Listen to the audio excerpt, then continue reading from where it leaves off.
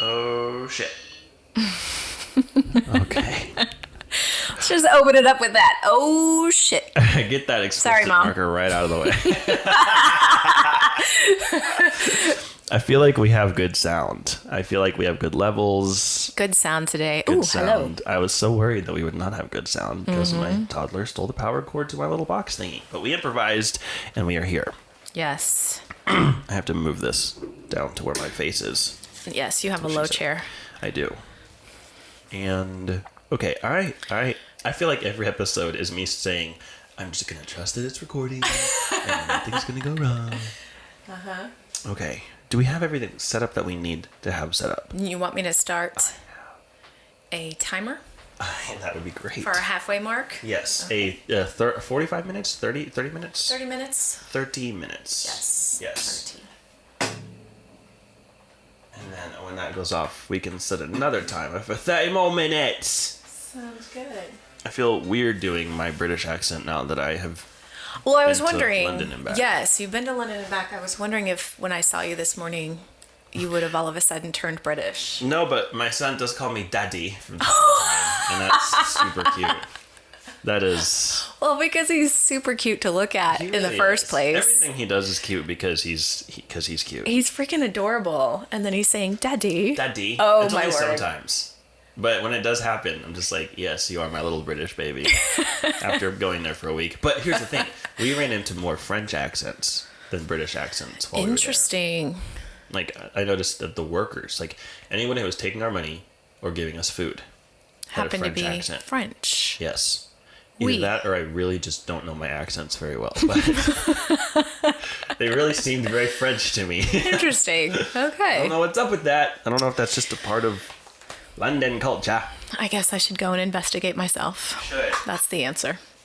But, yes, the other thing that struck me as odd is when I do a British accent, I push it overboard. Like, it's an exaggeration caricature of, like, an American person doing a British accent. But a lot of the people there, their accents sounded like what I do when it's like, I was like, is that really your accent? Is that thick? And then I realized, oh, I'm the one with the accent here. This is just what y'all sound like. It was wild. It was a wild ride.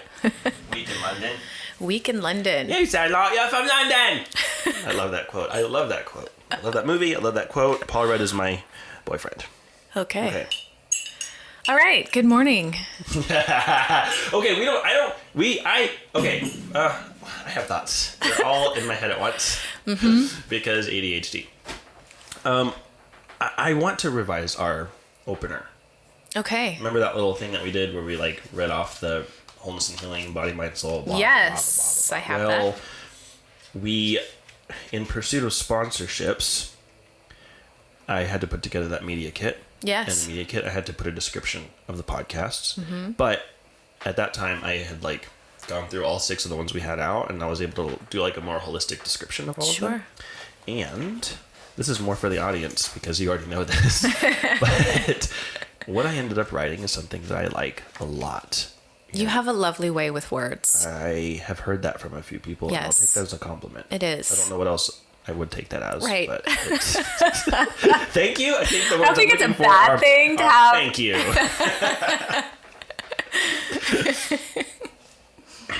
I'm the only person who's like, I think that's a compliment when it's definitely... Okay, I'm logging in. I almost said what I'm typing out loud. Don't do that. And here's my password, everybody. All right. Oh, this is a good thing to log into because this is where something else is that I'm going to talk about. Podcast settings. So,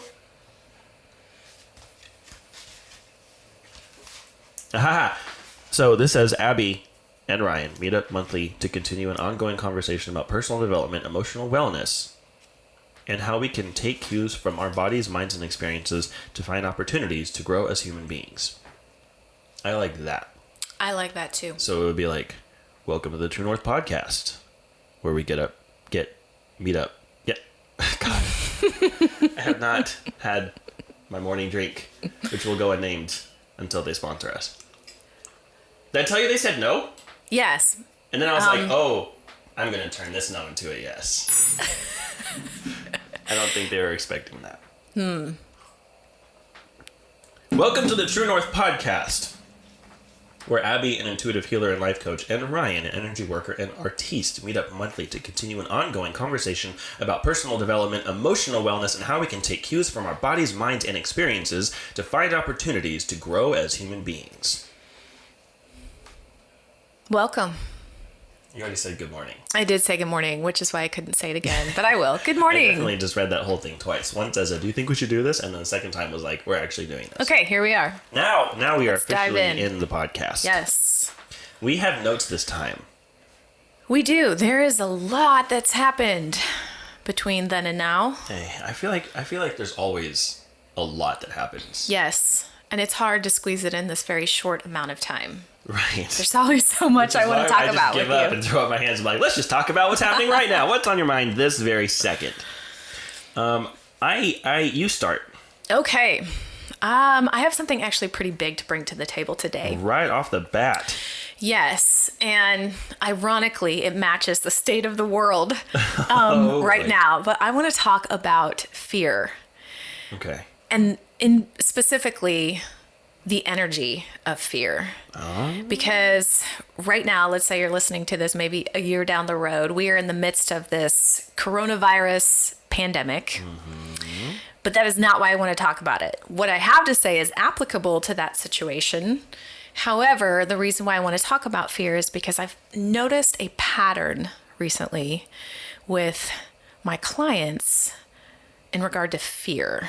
Really? And so it's almost to the point where I've recognized it as there must be something going on kind of in the energies of the universe where fear is manifesting itself a little bit more recently. So that got me thinking about the energy of fear. The energy of fear. Mm-hmm. Right? Say more words. So fear is an emotion that is a response to a threat, typically, right? So if you think about it from an evolutionary perspective, we're out there gathering food. All of a sudden, there's a threat of maybe some animal higher up on the food chain that is wanting to have us for dinner. Right. Fear response, you run away. Keeps you safe. Keeps you safe. Yes. Exactly. That is a real threat. So that fear is real. But I think what happens, and this is what I'm finding in the pattern with my clients, is all the fear that I'm seeing is imaginary. It's based on... it's real fear in response to a not real threat. Correct. Yes, the fear is real. Yes, I should... Right, let me reword that. The fear really is real, afraid. but the threat is not real. Right, but they're acting like it is. But they're acting like it is. So what do you do with that? Very good question. I know. Well, there's a lot of ways to handle fear, but the first one is to obviously recognize that you're having fear and recognize it with absolutely no judgment. So you have to become the observer. That's tricky to do without somebody saying, hey, do you realize that you are in a fear response? That's where a life coach comes in handy. Where you do the observing for them, and in doing so, train them to do the observing for themselves. Yes, right. But energetically, let's come back to how you can handle fear. Yes. Okay. I jumped ahead. That's okay. The energy of fear. I'm so curious about that phrase. Well, it's highly contagious. And if we put it in what's happening right now in the world with the coronavirus, fear has become so contagious that, like, I just got a text from my wife that they've halted trading in the stock market. Like, that's how high our fear is right now. Well, they just declared it a pandemic. Correct. So now everyone has to, like, do something about it. Yes, but it's raising... the fear. Yeah. So you inject fear into a group of people and it's going to spread like wildfire because fear is energetic and it's contagious. Oh, so then... And here's why. Yes. Let me finish, please. I'm just like thinking out loud here, but I should be thinking. No, this is good. It's actually good. I like, because when you think out loud, it sparks something else. But unless you're interrupting somebody. See, now I'm off track. Dang it! Okay. No, fear is a low frequency vibration. Mm-hmm. It's a low frequency emotion that resonates with our survival response, our survival mechanism in our bodies, in that part of our brain that's still mammalian. Just by nature of the fact that it's a low vibration thing. Okay. Because it's heavier, it's stickier, and our body's response is to listen to that because it is a response to a threat that is supposed to be real. Right. So it's a low vibrational frequency. It's heavy, it's sticky. If you think about that, I mean, think about the opposite of it. When you're like really, when you came in, both you and I were spiritually kind of bouncing, like you feel light, you feel airy. That's not as sticky as some of those low vibrational frequencies, like fear, anxiety, anger. Sticky. I like that a lot. Yes. From a neuron perspective, it's sticky because we're meant to pay attention to it. But it's really easy to get caught up in that. So, other things about fear. Right, so what happens then is those low vibrational, low frequency energies are really easy to pick up. And that's why when you get one person in a crowd that becomes fearful, it will immediately spread. Because it's sticky. Because it is sticky. But here's what happens. And this is really ironic considering what's going on in the world today. Like, we're all in a state where we're trying to stay healthy and avoid getting the coronavirus. Right. When we're in fear, we're in a state of fight or flight. Stress response to whatever crisis is happening in front of us. This is a real threat. The fear is real. We're trying to stay healthy, but if we stay in a constant state of fear, we're actually compromising our immune systems and almost allowing ourselves to become ill. Because what happens in our bodies is our cells will match the vibrational frequencies that we're feeding it. And low vibrational frequencies, such as fear, are very disoriented and chaotic. And low functioning. So that's what your cells do. And it only responds on what you feed it. So if you're constantly feeding yourself fear, then you are compromising your health. And then increasing the chances that the thing that you're afraid of is what's actually going to happen. Correct. Yeah, because unattended, like let's take away the coronavirus just in life. If unattended, that leads to stroke, heart attacks, cancers, because that's how our cells are operating. So I found it really interesting when I was thinking about that this morning. Like, we're all in this state of fear because of something that's compromising our health, but yet we are exaggerating it by staying in the fear. We're compromising our health by staying in fear. Because we're trapping that fear in our energetic bodies instead of recognizing it, doing something about it, releasing it. So instead of you are what you eat, it's you are what you feel. Yes, very much. Very much so. Which is why gratitude works when it comes to a wellness regimen, because you're shifting your energy. You are raising your vibration when you actually feel gratitude and your cells are responding. So you can actually make yourself healthier just by practicing gratitude. Because that's doing the opposite thing to your cells. Yes. Because there's more order in higher frequency vibrations. There's more order. It's healthier. Right? Everything kind of comes together and functions as it's supposed to.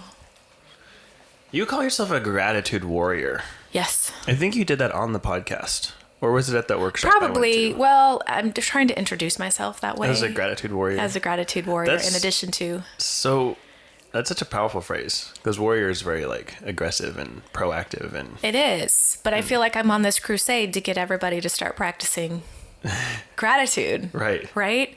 Not just to give thanks. I mean, get past the linguistics, but to actually heal people. Right. I think it has the power to heal.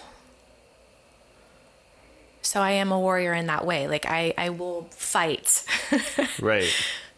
And it sounds like the enemy that you as a warrior are going to combat against is fear. Or negative bias, which is what it's a habit. Fear is. Right. Yeah. Well. And it is a fight. Sorry to keep going, but it is a fight because going back to that amygdala, I cannot say my words today. Have you noticed that? Goodness, too much coffee in my mouth.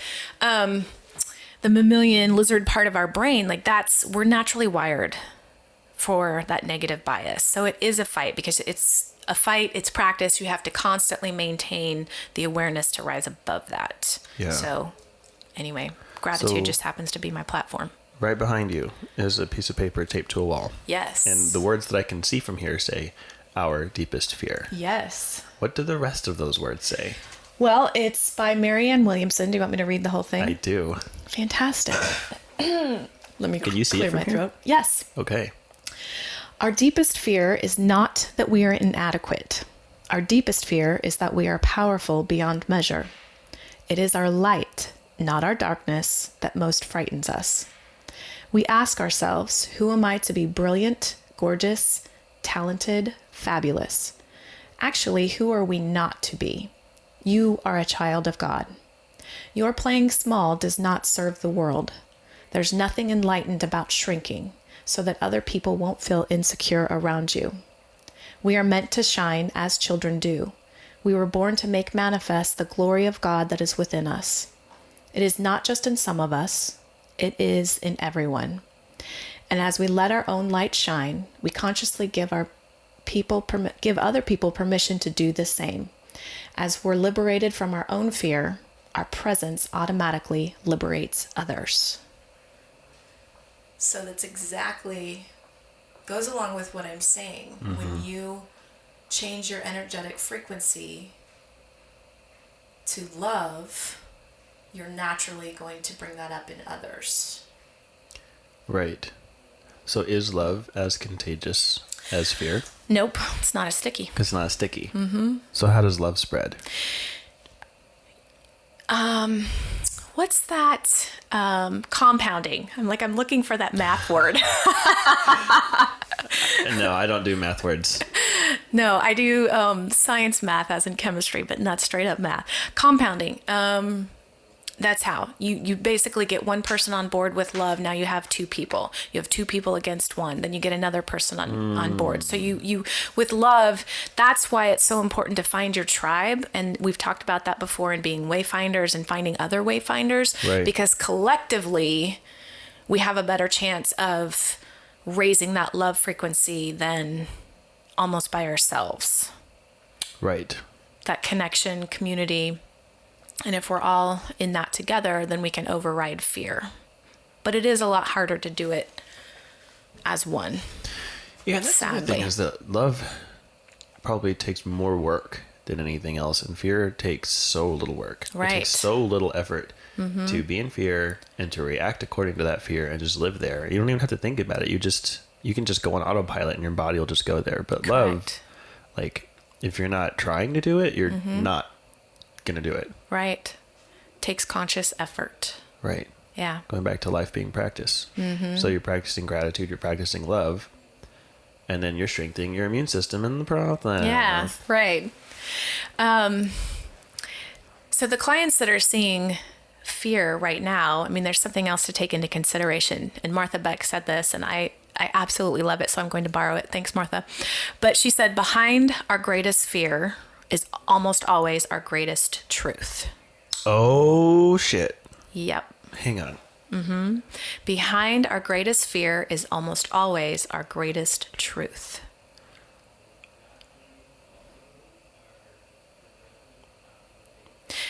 So I'm going to throw that while you're thinking, because my mother doesn't like the radio silence.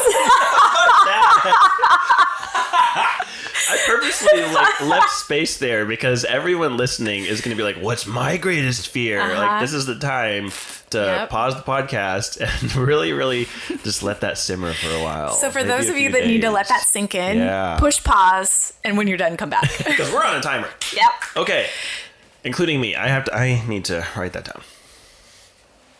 I'm going to do it on my phone because my tablet is very low on battery.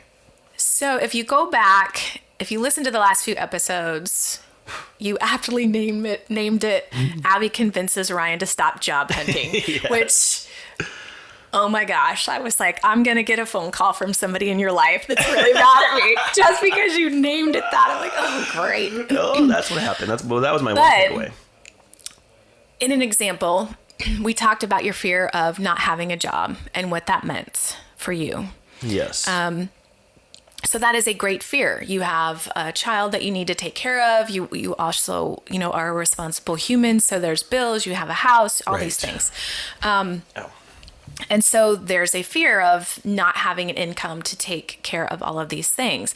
But when we kind of unpacked that fear and we pulled it back, the exact opposite was not to get a job.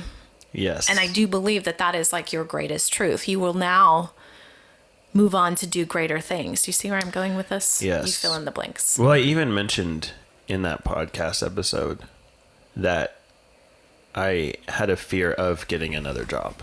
Mm-hmm. Like, I was afraid of not having a job, but I was really dragging my feet on getting a job and doing the applications and working the network, because every time I did that, it felt wrong in my body. And I was like, I'm afraid of getting hired. I'm afraid of having to go and be the new person and learn the ropes and then have a new job and have all these new people who don't know me to impress and to convince them that I'm worth keeping around, and put all that energy into doing that, when in the back of my mind, I'm going to be regretting putting something else in my life to take all the time away from the stuff that I know I'm here to do. So I think the turning point for me was kind of it was just that Martha Beck quote. I realized my greatest fear was actually getting a job, not having one.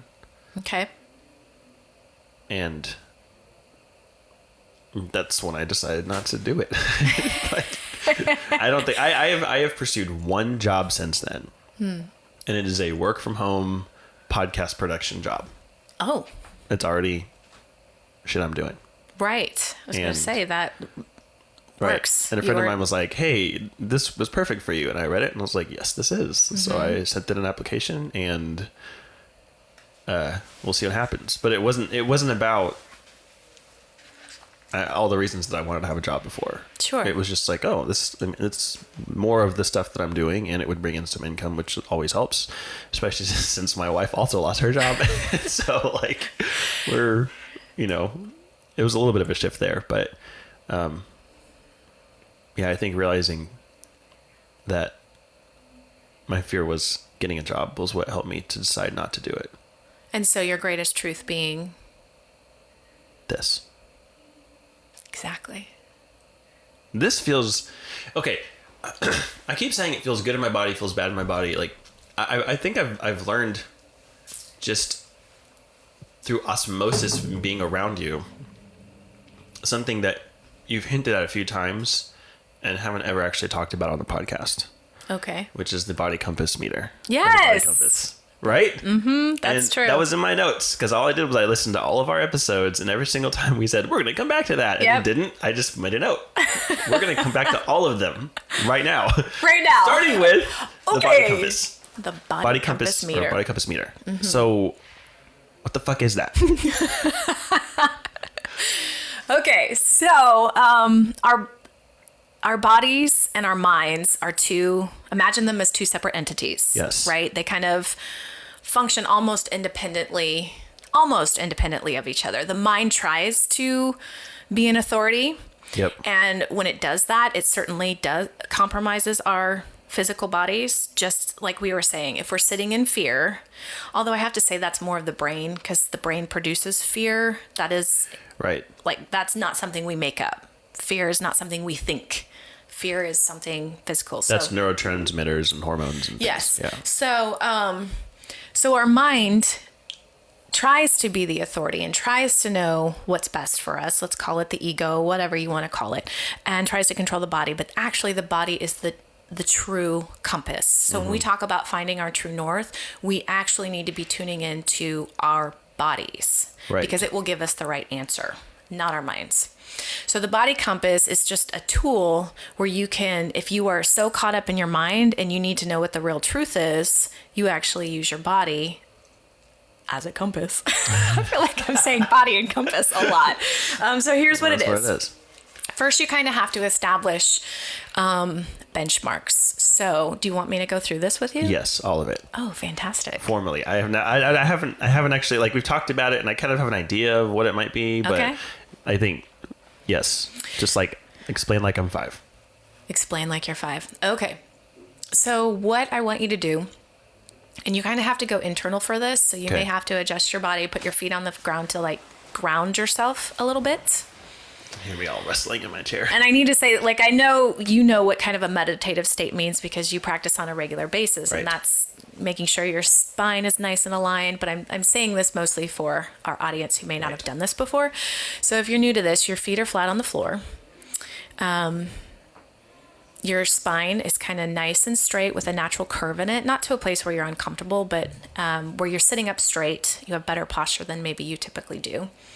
And that way your chakras are all opened up, your airways are opened up, your arms are uncrossed. They can either be palms up or palms down. What I want you to do now is bring to mind a negative memory. Not the worst thing that happened to you in your life, but something pretty close to the worst thing that's happened to you. And when I say bring it to mind, what I want you to do is really get into that memory. So do it viscerally. What were the smells? What were the sounds? Were you outside or inside? What other people were involved? Can you identify what you were wearing or what they were wearing? Can you identify any sensory feelings as far as were you hot, were you cold, were you sweating from anger or fear?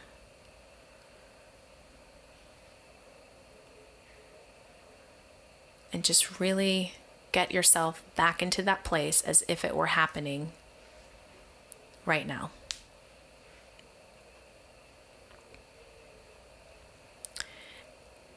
Are you there? Yep.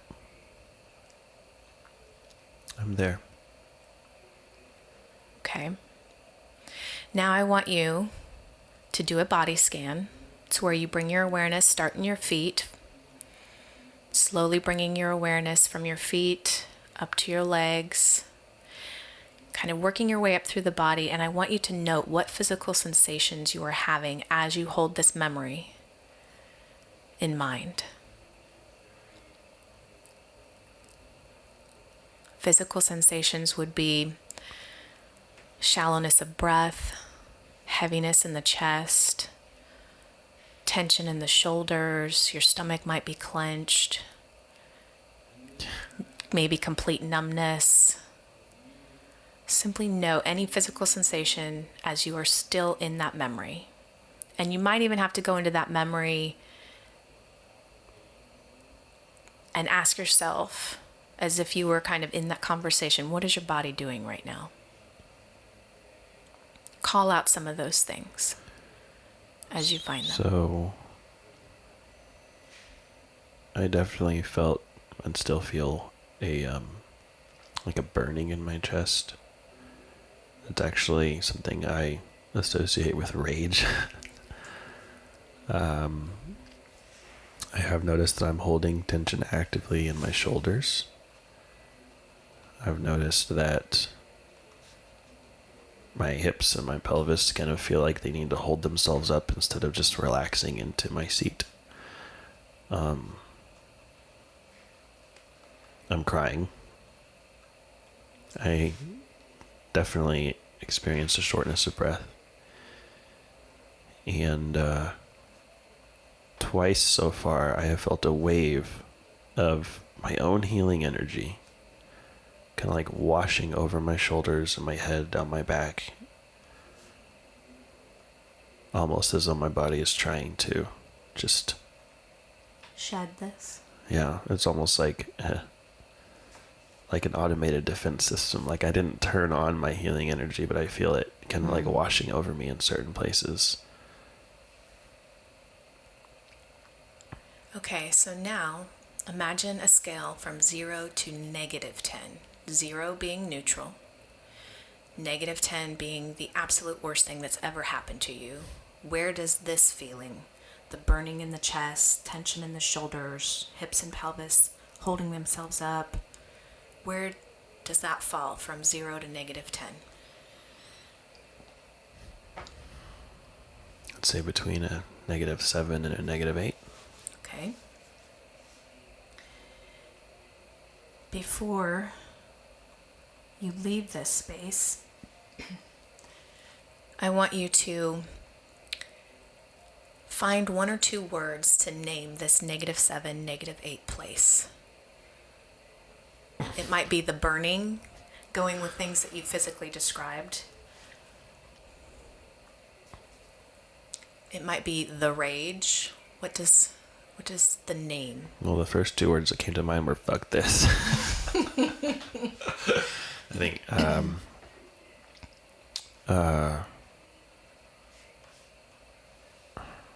That's weird because I didn't feel rage in this moment. I feel rage now in response to this moment.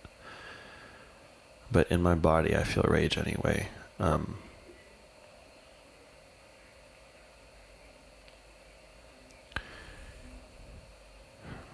would say, I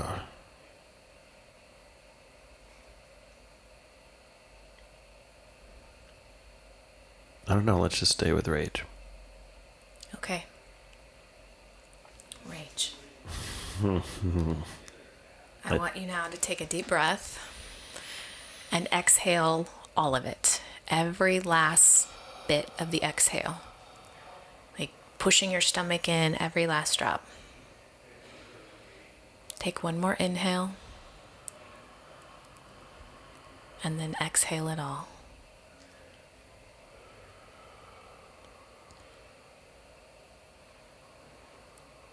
Okay. Slowly open your eyes. That energy is not off you yet. I can feel it. So, before we move to the other side of the spectrum, oh goodness, you're stopping me.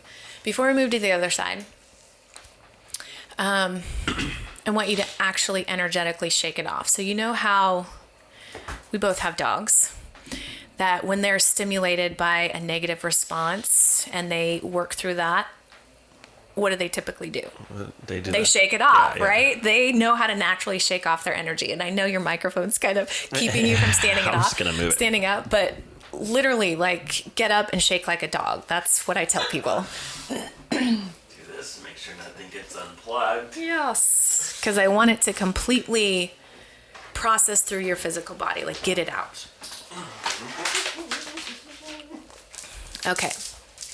Because you can't see this, I love it. It looks like Ryan's doing this really cool shaking dance in my office. I hope that you are doing the same, and if you're driving your car, pull over and get out. On the side of the road. Shake it well safely, please. Yep. Okay. I really hope someone There it is. Walked by the hallway to see what's happening in here. And then listening later, like, oh, I saw that happen. I saw it. I was the one person who knows what this looks like. Okay. Yes. Okay. I felt the shift. Yes. It's gone. Good. Do you feel it? I do. Or is it just me? Okay. No, I feel it. Good. I'm taking this. I wore this because it was super cute, but it's obnoxious. He's got this, a buff. That's what it's called, right? He's got this really cool pink head wrap buff, and he's rocking it. He has dreads, as you probably have all seen from the cool photos. So, all right. Part 1. That was part 1. Yes. Oh. So now the point is that you've named it, you felt it. So if I were to say the rage or rage, your body could almost, and this will happen more with practice, but your body will physically respond to that word. It's like a mile marker. Correct. I know where that is now. Okay. Yep.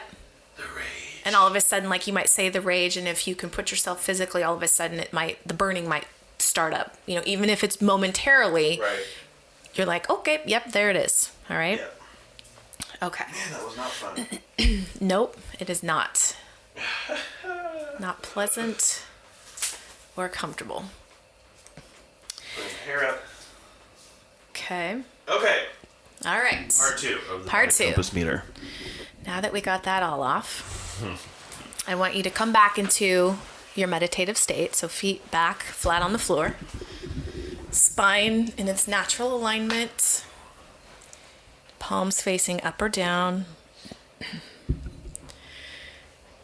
I want you to now bring to mind one of the best things that's ever happened to you. Not the very best, but something close. Got it. Okay? And again, get very visceral with this memory. Mm-hmm. Bringing to mind anybody that was with you. Mm-hmm. Noting what you wore, what they're wearing. Mm-hmm. Recalling any smells. the location of this memory, any noises or sounds.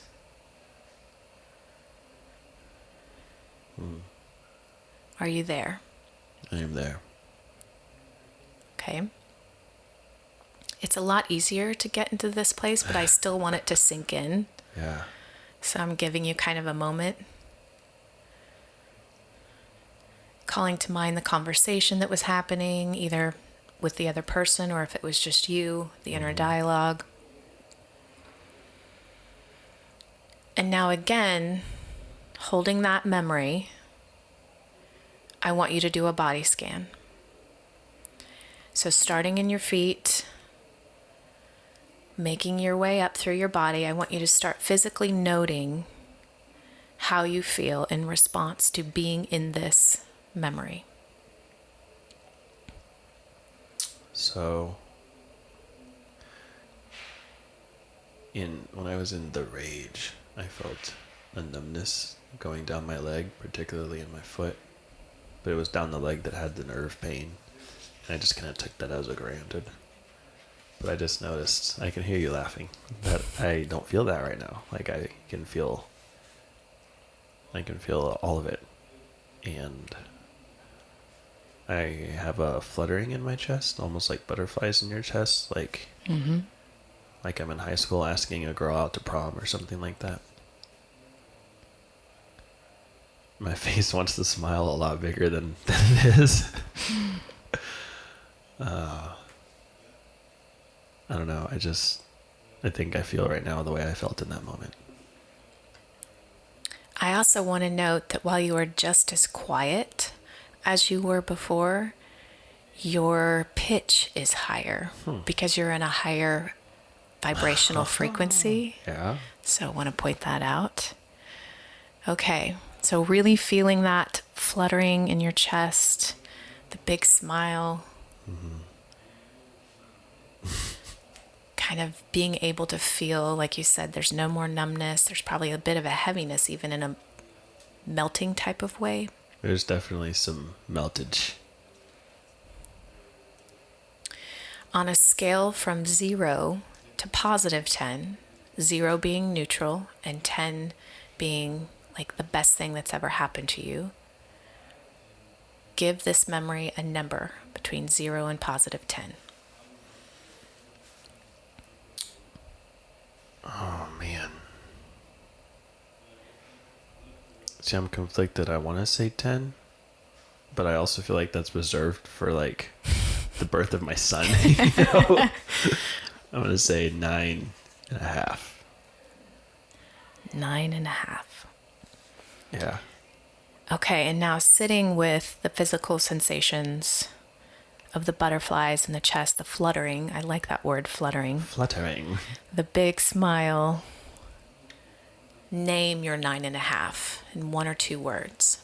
Love. Just love. Okay. Another deep inhale in and exhale.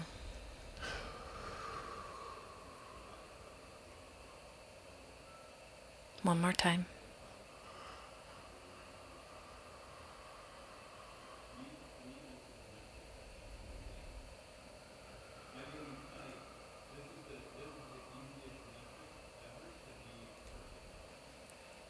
Okay, and slowly come back. You have great diaphragmatic breathing, by the way. Thank you. Your inhales are incredibly long. I have my vocal coach to thank for that. Oh, lovely. Okay, so now that is your own personal body compass. It's like I just woke up from a nap. Like I'm all stretchy. Good. And I'm not going to shake off that feeling. I did not realize I felt that great about that moment when I was living it. Interesting. Most likely because you probably weren't tapped in physically. No, I wasn't. And I was trying to have a poker face. Yeah. Okay, so the body compass. So that is now your own personal body compass. Yeah. And so it's very directional. So how we use that now is, let's say you're coming across a choice. Let's use a most recent choice decision that you've had to make in your life, which has been a big one. Do I go back and do the traditional job hunting and get back into art director type world, or do I choose to job hunt in a completely untraditional way that is in my highest good, that is my greatest truth? Right. Of course, this is where, and this is perfect. I'm so glad you brought this up, because fear Yes. will almost always get us to go against what our body's trying to tell us to do. Because if you're following your true north, you are listening to your body. And in this case, your true north would be go the unconventional route. Right. And find a job that's in your greatest good, which may not look like the 9 to 5, you go sit at a desk, get your paycheck every 2 weeks kind of situation, right? Right. But fear will keep us in that place and make that decision for us many times. Yes. So if you can't get out of the fear, this is one way to help answer that question. What do you do with it? So you say, mind, thank you very much, but no thanks. Mm-hmm. Let me tap into my true north. So here's what you would do. You would take the situation and you would say, let's use the side, okay, I'm going to go out and network, resume. I'm going to get that 9 to 5 job, go back to being art director. That's what I'm going to do. You would take that, get into your meditative space, and put it to the body compass. You imagine yourself as if it's something that's happened. So you would say, okay, you would visualize yourself as maybe you're wearing a suit because you're going on interviews. You're doing your resume. What does that look like? You see yourself actually sitting at a computer. You visualize yourself commuting every day to work with your cup of coffee. You visualize yourself with coworkers in that very traditional way. Does that feel like closer to rage or closer to love? Uh-huh. Yeah.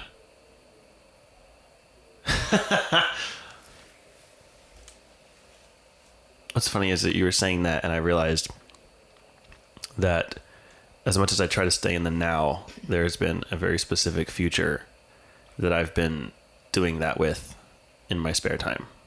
Like trying it on, seeing how it looks, seeing how it feels, really getting into all the details and what my day-to-day would look like, and just kind of like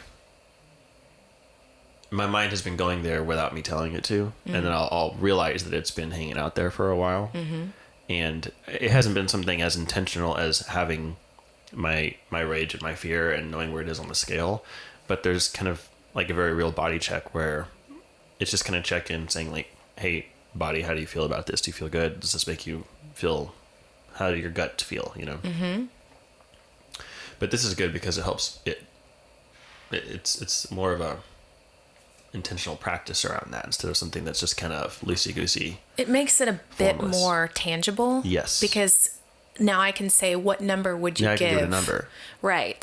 Right. So if that job hunting feels like a -4, in that kind of job hunting, or even just neutral, then that's probably not in your best interest. Right. Your body is telling you, nope, that's not the direction. That's not in your highest good. And then there's the tension that you can reconcile where if it doesn't feel good in your body, but you think in your head there's something you should do, then now you have a very real way to reconcile those and say, okay, should I tweak my should?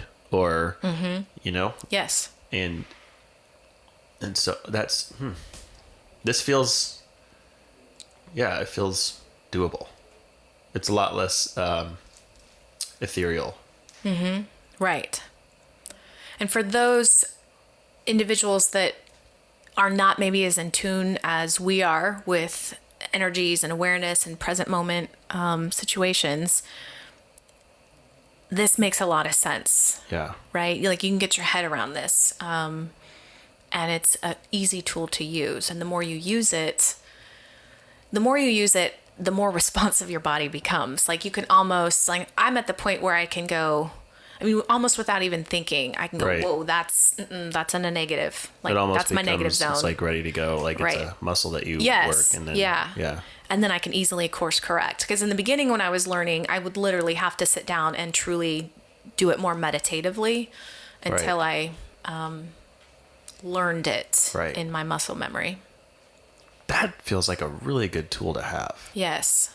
And you can do it while you're driving. You can do it Yep. while you're doing anything, really. But if you're wanting to combat fear, because fear is physical, right? We talked about that a moment ago. It's real, but then we attach that story to it, which is not real.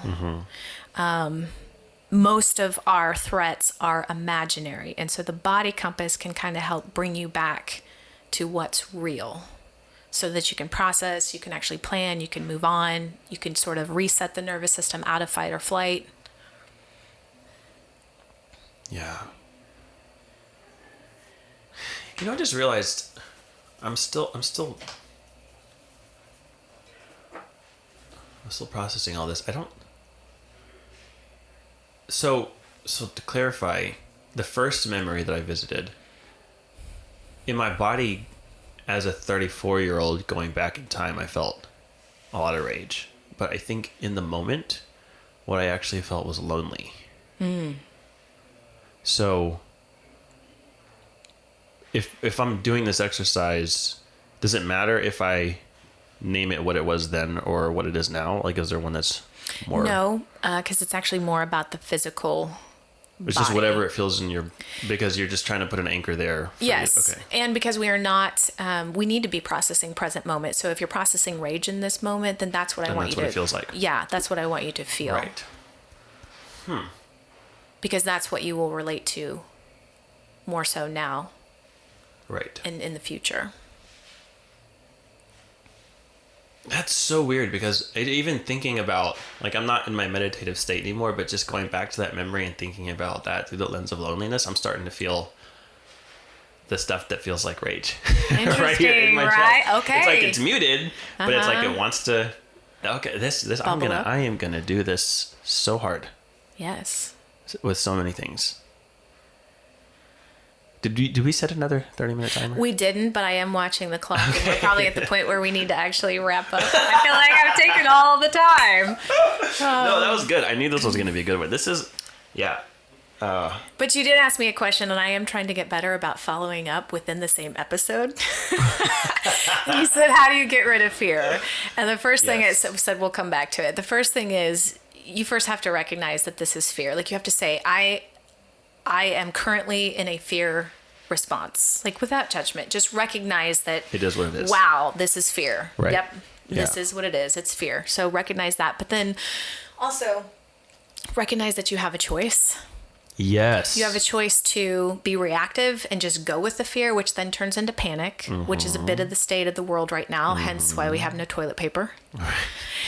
Or you can choose to be responsive to the fear. Yeah. Which is, okay, what can you control in this moment? Okay, let's talk about the coronavirus. What can I control? Okay, well, I can make sure that I'm washing my hands. I can make sure that my energetic frequency is not low, that I'm not sitting in that fear and being contagious in that way to other people. Right. I can also control myself getting ready. I can make sure that I have backup supplies at my house, and we have extra food and all those kinds of things that I can do. So what can I do that's within my control? And then the other side is gratitude. Going back to me being gratitude. Gratitude will help pull you out of fear, because not only is it a higher vibrational emotion, but gratitude is also evidence of the opposite thing that you're imagining is terrible and happening, right? It's the evidence of the good that's actually happening. It's real. It's tangible. It's not something that's imaginary and made up. Gratitude is the evidence of the good that's happening. Mm-hmm. Mm-hmm. That is #RTA. I've used that, by the way. Yeah? Yes. I've been writing in books. Well, I always write in my books, but now I'm writing RTA, and it's a hell of a lot easier. Right. Than like trying to take notes or blah, blah, blah. You know, right. It's like, so simple. It is. I'm actually in the process of writing or rewriting my book, and there are times I like want to put that in there in my own writing. Like, I'll say something and be like, read that again. Yeah. I love it. I love it. So, and there's several more ways, but just on a very surface level, that's first, recognize that you're in fear. Recognize that your actions are a choice. Make a choice. Recognize you have a choice, and then make the choice to be responsive. And then third, practice your gratitude, because it's giving you the evidence of what good is actually happening that is the opposite of that fear. I think that's a good place to wrap this up. I think so too. Yeah. Every time we get to the end of an episode, I feel like we're just getting into the episode. I know. So stay tuned for part 2. So yeah, I'm gonna have to pay attention to that. Is part 2 always juicier because we're already we're already like in the throes of it? Yes, we're in flow. Like we just got to flow, and so now we start in flow in part 2. I'll have to pay attention. I feel like we should open part 2 by talking about the stats. Okay. Because I have those. And then we will see if that is the case. Okay. Done! I love how we just don't end it, we just stop talking. Okay. See you next time.